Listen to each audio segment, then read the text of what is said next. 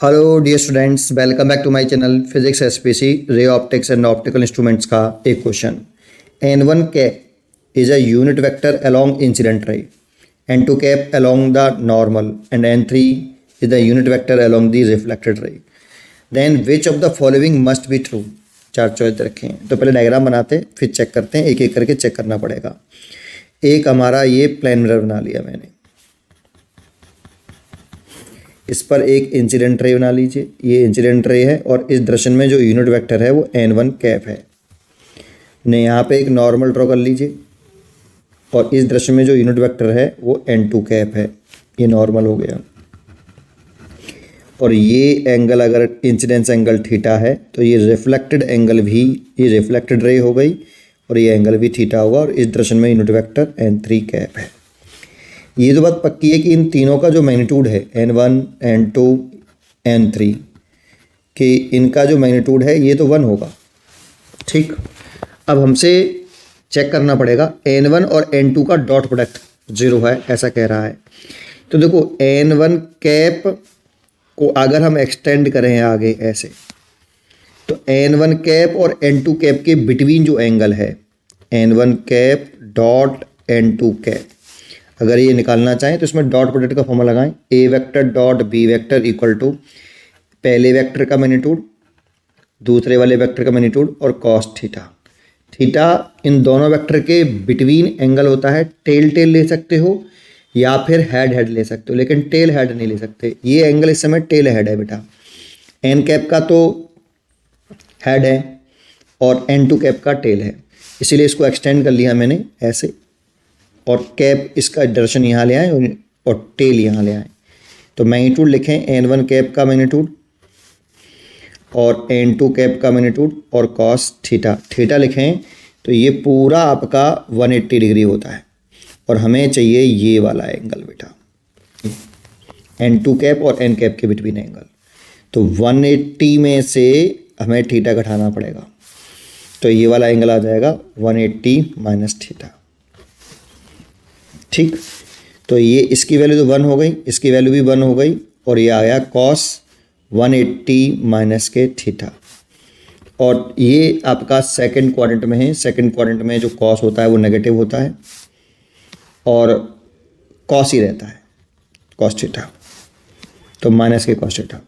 तो ये वैल्यू 0 तो नहीं आ रही बेटा, n1 कैप और n2 कैप ये 0 नहीं हो रहा, तो ये वाली चॉइस तो गलत है बेटा। तो n1 cap dot n2 cap does not equal to 0। पहली चॉइस चेक कर ली। दूसरी ऐसे ही सिमिलरली है, n1 cap dot n3 cap की वैल्यू निकालें।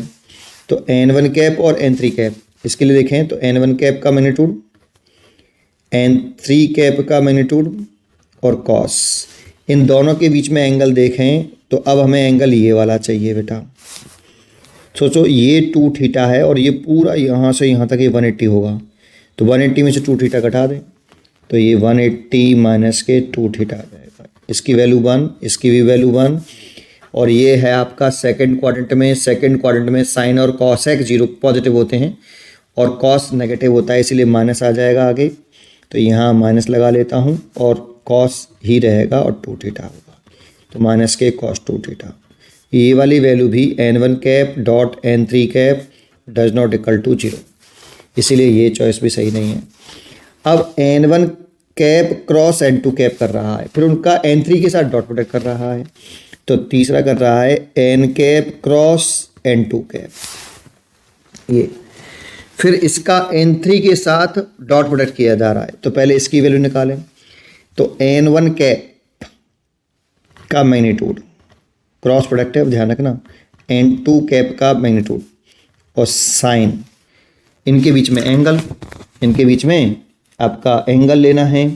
ठीक है, तो इनके बीच में एंगल कितना, n1 और n2 कैप के बीच में यही है 180 माइनस के थीटा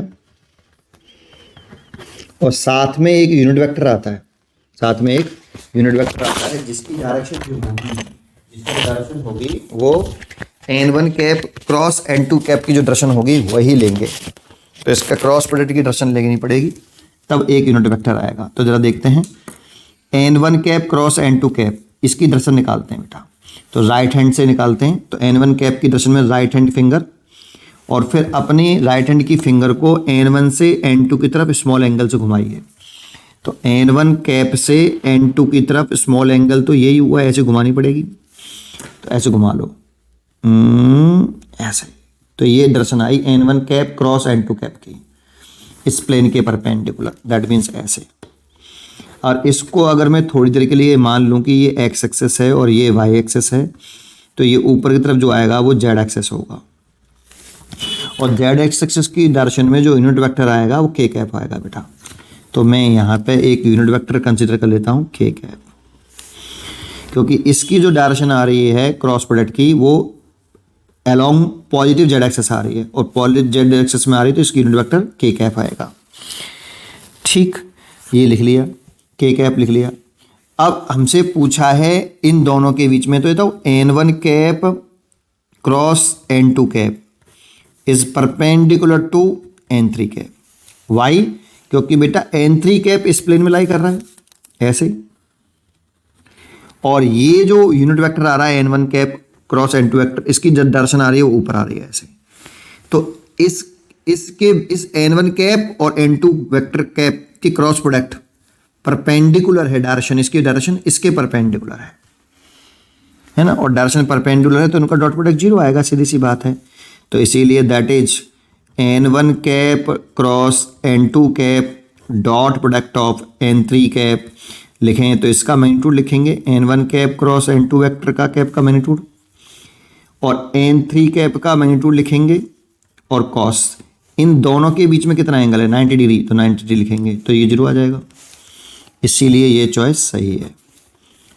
इसमें करेंगे तो परपेंडिकुलर अगर आएगा तो क्रॉस प्रोडक्ट कर रहे हैं बेटा, तो साइन 90 की वैल्यू 1 हो जाएगी, क्योंकि उसमें साइन 90 आएगा, है ना, क्रॉस में साइन 90 आता है, साइन 90 की वैल्यू 1 आएगी, तो इसमें जीरो नहीं होगा, इसमें जीरो नहीं होगा। इसीलिए इसकी चॉइस हो गई सी। उम्मीद करता हूँ कि आपको ये जरूर समझ में आया होगा। पढ़ते रहिए और खुश रहिए।